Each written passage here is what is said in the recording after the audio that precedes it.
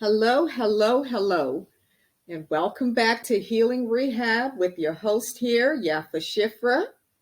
Today we have a very informative segment.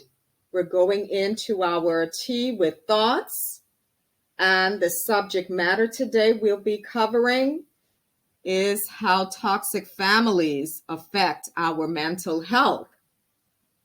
Let's dive into this, but before we do so, why don't you put me on pause and go and grab yourself your favorite cup of coffee, tea, espresso, cocoa, or any favorite beverage you prefer. And then comment down below and let me know what flavors are your favorite and why. Family toxicity has been normalized in our society. Many of us have become immune to the psychological effects of abuse. We've been ushered into cognitive dissonance and have developed Stockholm syndrome to our oppressors. Many times you would hear older generations and even more modern ones utter words of praises to their relatives who were responsible for afflicting them. Some of these utterances are, well, my parents used to beat me very well, and look how good I turned out to be. Another example is having comedic responses, such as minimizing the extent of the pain received. A very famous statement is, my father, mother, or parents were tough on me. They needed me to be strong for this tough world. Due to psychological conditioning and unhealthy patterns, we have unintentionally glorified abusive subjugation. We were brainwashed from generation to generation, carrying unhealed wounds and trauma in disguise as love, acceptance, and affection. Many individuals who were raised in these brutal environments were scapegoated, manipulated, and gaslit into believing dysfunction is the standard of a healthy family dynamic. As a result, our minds have been twisted in seeing displays of authentic love, affection, respect, and care. We deem it as a fraudulent act, or we deem these acts of affection as fraudulent. Here is where we see mental illness in full effect. Toxic environments can cause a distortion of the mind, manifesting delusion. This is a prime example of cognitive dissonance. What is cognitive dissonance? By definition, you may ask, cognitive dissonance is a mental conflict concerning the thoughts or beliefs of an individual. In other words, we dismiss or ignore what is reality by embellishing it to appear as something appealing or acceptable. In layman terms, we are in denial. Let's go back to the terms mentioned above. Most common statements used by older and modern generation that nullifies their abusive childhood and adult experiences. If a psychological examination were to be done on many of these individuals, signs of severe anxiety, fear, feeling of unworthiness, low self-esteem, or narcissistic trait would be discovered. To cope, many have disassociated themselves from their trauma. And what are some signs of disassociation? memory loss or personal information of past or present events. One may also feel detached from themselves and their emotions. Distorted and unreal perception can be formed about the people or things within your atmosphere. Remember earlier I mentioned how a distorted mindset can confuse dysfunction, being normal, and authentic moral behaviors can be seen as fraudulent. This is a perfect example. Many of these adults also deal with social anxiety or attachment styles such as fearful avoidant, dismissive avoidant, and disorganized avoidancy. We will have another session to talk about these attachment styles in details. Toxic family members impact our brain to invalidate our abilities and decisions. Some individuals have borderline disorder, schizophrenia, bipolar disorder, and imposter syndrome. Some feeling hopelessness and as though that they are not present within themselves. Some of these things mentioned are not diagnoses of mental health disorders or issues. They are still very destructive to our mental and emotional well-being. The path to properly healing is acknowledging first that you need to be healed.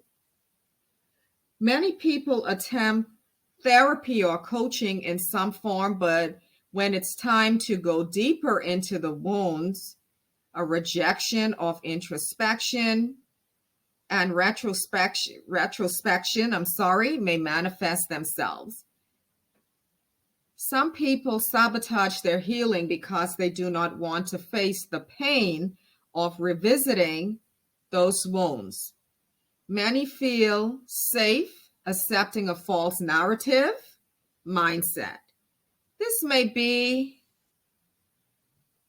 out of hurt or denial because we all want to believe and see our families as our protector, guidance, and supporters. It's in our human nature and DNA to value our families. It is even more dangerous to continue to submit ourselves under these treacherous enmeshments for the sake of blood being thicker than water. Because what happens is you lose yourself in the process. You become unstable mentally in your capacity, and overall, your emotional well-being is not worth keeping up society's appearances. You should never tolerate abnormal behavioral patterns and pass them down to the next generation because of what society expect out of us. I know discovering the flaws of our loved ones, it can be devastating. It adds another layer of pain, but never put your family enmeshment above your peace. If you are uncomfortable starting the healing journey with a therapist or coach, what I would advise is to find some resources such as YouTube videos or books that can guide you into self-healing. Please remember, you cannot heal from what you are still around or attached to. Let me repeat that again.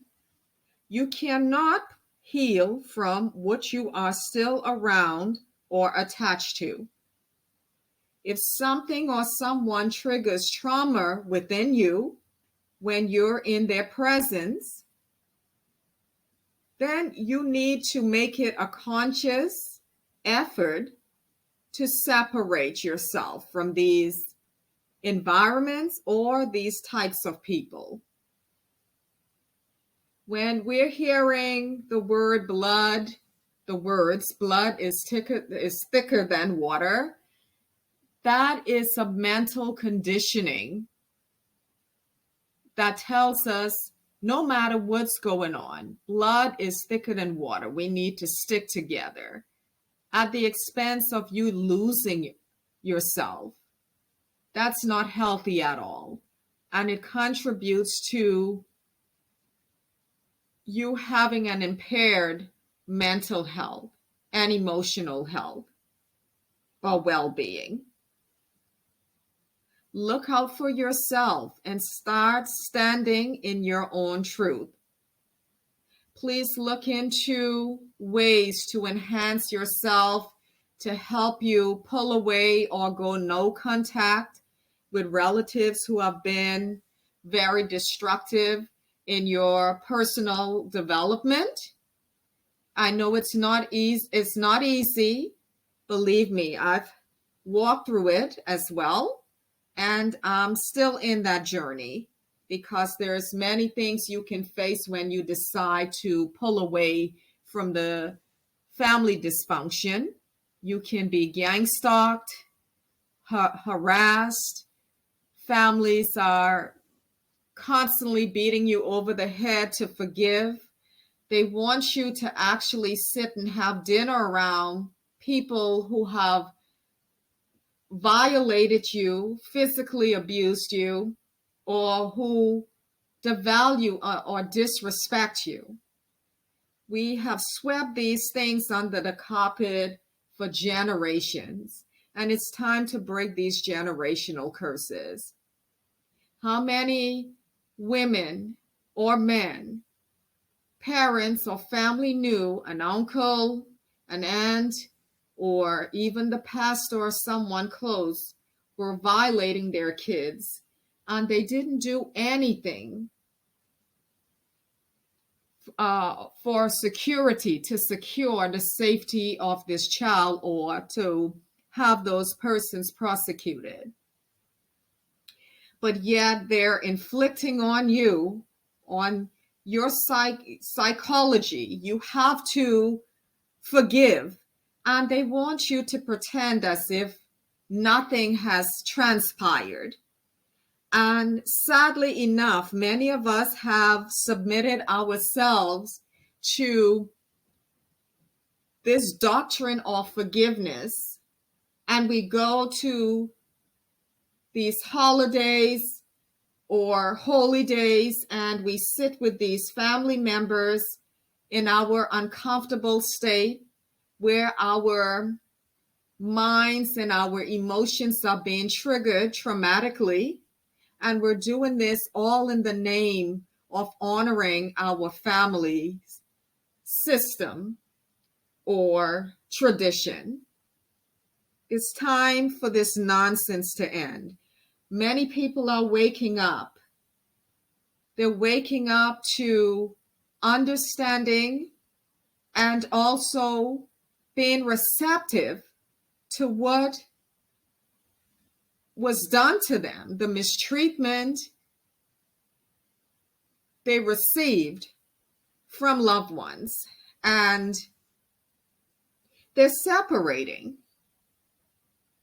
No one wants to intentionally disconnect from their families.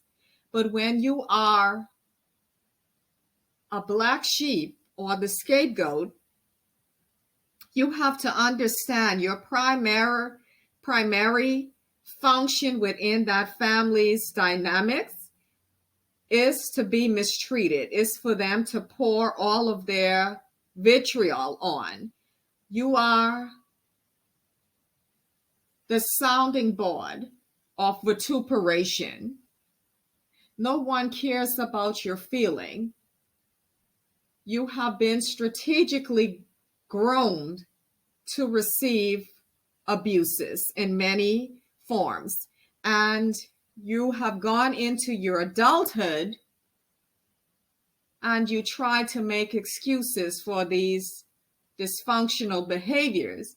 but in the long run, you're suffering from PTSD or CTPSD and other forms of mental illnesses such as anxiety, depression disorders, stress factors, and you can go on and on. We can name different symptoms that affects our mental health through the practice and generational behavioral patterns of abuses. I'm challenging you to remove yourself from any positioning, any place where you're viewed as a subservient or you're objectified.